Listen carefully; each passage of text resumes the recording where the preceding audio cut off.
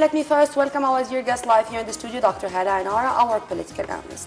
Thank you very much for being with us. You're welcome. And we are going to start with Al-Ahram saying the Egyptian armed forces find parts of the wreckage of Egypt airplane. The presidency mourns the victims and an Egyptian committee starts its work with the participation of 3 French experts and an expert from Airbus company. We have more details.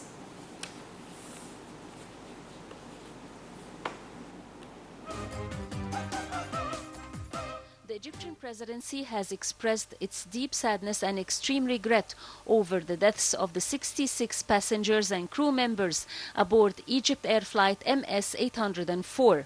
The Friday statement came minutes after the Egyptian army announced that it had located plane debris and passengers' personal belongings some 190 miles north of the coastal city of Alexandria in the Mediterranean Sea. Meanwhile, the Vatican said that the Pope has conveyed his solidarity with Egypt's president and the families of the plane crash following the deadly Egypt Air accident. The Vatican's Secretary of State said in a message to President Abdel Fattah el-Sisi that Pope Francis wishes to assure him of his prayers and solidarity at this difficult time. The Pope also offered divine blessings of strength and peace to the relatives of the passengers and those involved in the search and rescue operations to find the plane that crashed into the Mediterranean Sea early on Thursday. President al-Sisi received a number of phone calls and cables of condolences from world leaders expressing their grief over the tragedy of Egypt airplane crash. Al-Sisi was offered condolences from Saudi Arabia's King Salman ibn Abdulaziz, King Abdullah II of Jordan, Palestinian President Mahmoud Abbas, Kuwaiti Emir Sheikh Sabah Al-Ahmad Al-Jaber Al-Sabah, Algerian President Abdulaziz Bouteflika, and Sheikh Khalifa of the United Arab Emirates. Fuad Massoum, the Iraqi president, was also among the leaders who were keen to show solidarity with Egypt, as well as Bahraini King Hamad ibn Isa. Italian Prime Minister Matteo Renzi had earlier shown his country's support to President al-Sisi. During a phone call, President al-Sisi and Renzi also asserted their intent on developing bilateral ties. Presidents of Russia and Azerbaijan also offered their condolences. The president also received a phone call from U.S. Secretary of State John Kerry, who also expressed his condolences. Welcome back. Dr. Hala, what's going on now? I think it's going to be a turning point in the world war against terrorism if it's proved that this incident is a terrorist one. How do you see tomorrow? How do you see the way the leaderships and the peoples should cooperate to face the threat? In fact, the people first. Okay. They must work hard. We must depend on ourselves. We must stop importing everything, trivial things, and say that it's important things for us. Goods, you mean. Trivials.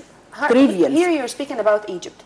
If you permit me, I'm speaking about the international community, the whole world.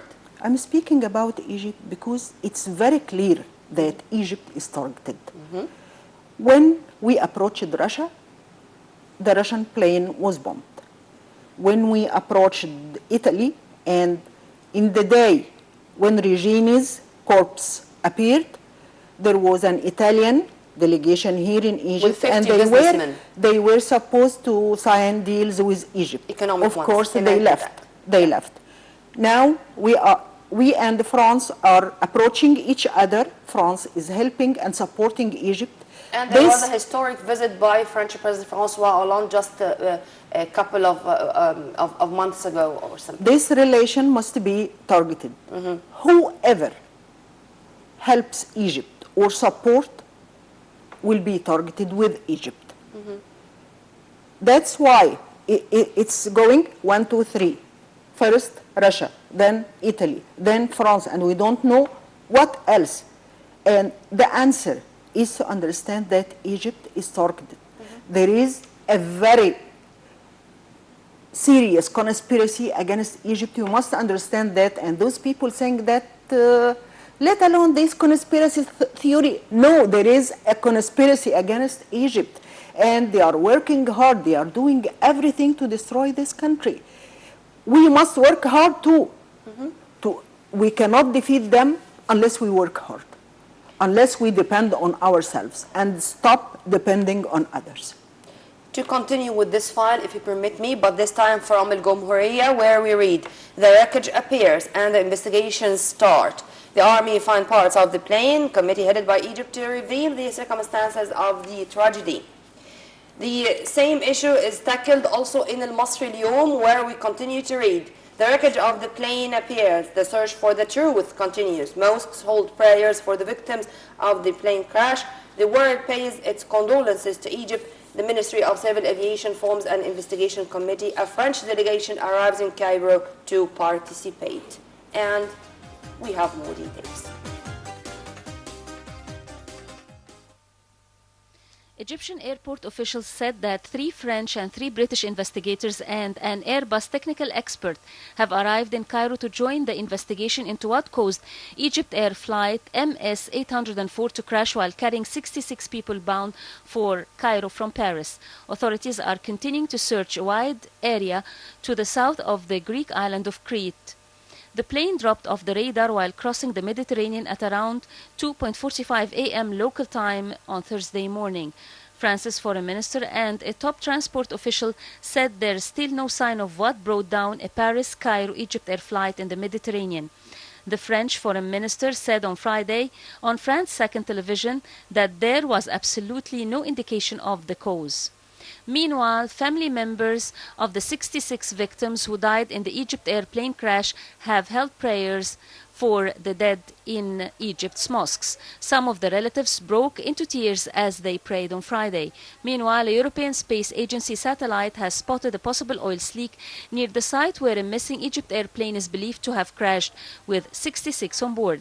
ESA said on Friday that according to the satellite image, this leak was about 40 kilometers southeast of the last known location of the aircraft. The Netherlands-based ESA said in a statement that this leak is about 2 kilometers long. Search teams are scouring the Mediterranean for the remains of the Airbus A320 that suddenly disappeared from radar on Thursday on a routine flight between Paris and Cairo. Welcome back. Dr. Hala, the whole world is mourning the tragedy. President Abdel Fattah al-Sisi received a large number of phone calls and cables of condolences. In addition, of course, to the foreign ministry and our top diplomat, in specific Foreign Minister Sameh Shukri, Ayman al-Muqaddam, the chief investigator heading the committee of investigations, received also yesterday French and British investigators to help trying to reveal the mysterious issue. How do you see this reaction, and how do you see the government or the leadership performance regarding this tragedy? In fact, it's normal that the whole world must sympathize with a country that faces such a catastrophe. Yeah. That is only normal. But there are some countries who must know what happened to this plane. This region of the Mediterranean is infested with military forces, American fleet, British fleet, and Turkish fleet. They must know what happened. And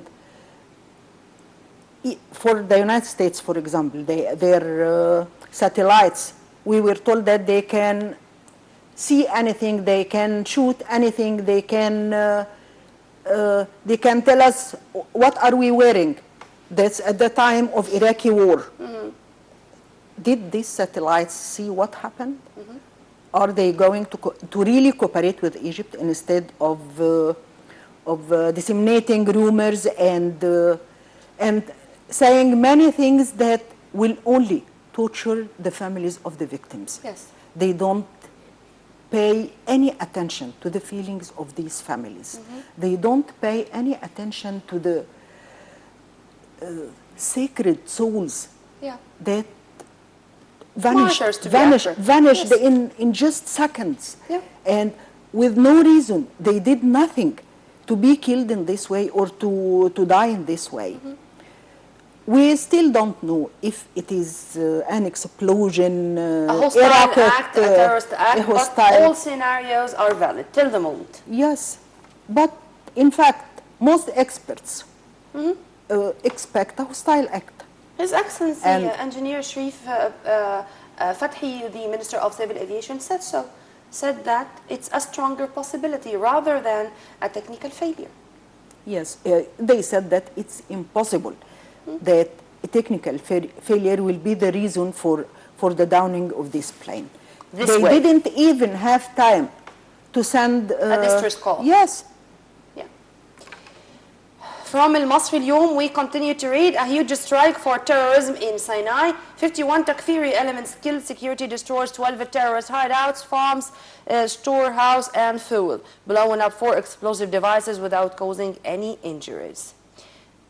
As usual, we are reading about the high performance of the army and what they are doing to cleanse Sinai from terrorists and Takfiris. To continue with this, the simple citizen, the layman in the street, will ask this question: when this is going to have an end? I mean, the war on terrorism we are fighting on our own. So should we expect it to end soon, or should it continue? I think it's not going to end soon, because we are not just fighting a group of terrorists. We are fighting intelligence services of very big and superpowers that are working against Egypt and helping these people. They give them every information that is useful for them.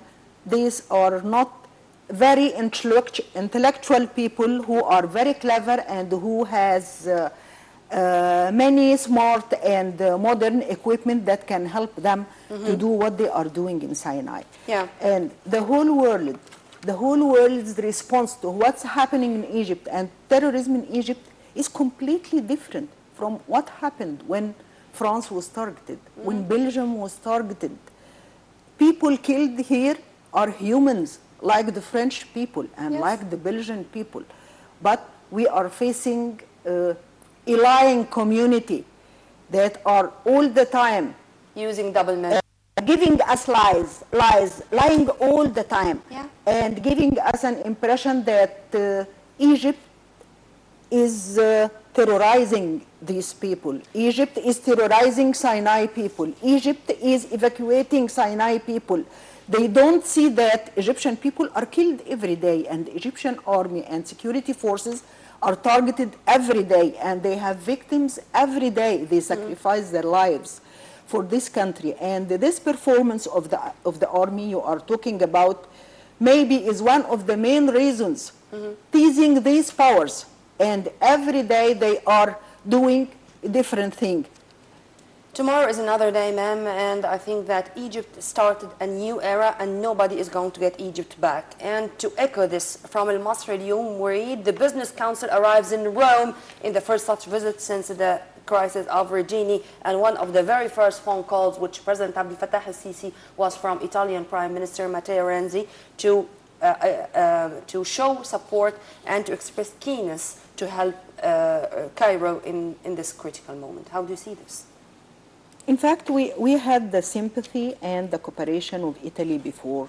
I think when they discovered this gas field, they did this against the wishes of other countries, of other big countries who didn't want Egypt to depend on itself, who didn't want Egypt to discover its wealth. Because we are supposed to have a lot of oil, a lot of gas, but they don't want us to be rich like other countries. We are supposed not to have any money for ourselves to use in development, to use in bettering the people's lives. We are supposed to live in poverty, and people complain all the time, and the leadership appear as weak and helpless. They want Egypt in this. Egypt will never appear as weak or helpless. And because we do have only 1 minute to go, but I cannot go without saying this. The resignation of the Israeli defense minister. Israeli defense minister resigned on Friday, saying extremists had taken over the country after he clashed with Benjamin Netanyahu over the army's handling of a wave of violence. A yes or no question first. Is it a coincidence to have this resignation now? And if you want to elaborate on the timing of this resignation. We see that there is a French initiative and an Egyptian initiative, and the Israeli prime minister is bringing an extremist to be the defense minister. What do we expect? We expect extremism. We expect that Israel doesn't want peace. It puts obstacles in every step on the way. But now they are not going to have any excuse to do so, I think, after the initiative of President Abdel Fattah el-Sisi. Dr. Hala Enara, our political analyst, thank you very much for being with us, ma'am. Have a very good day. You're welcome. Right after the short break, we are going to be back with the remaining part of our breakfast show, so stay tuned only on Nile TV International.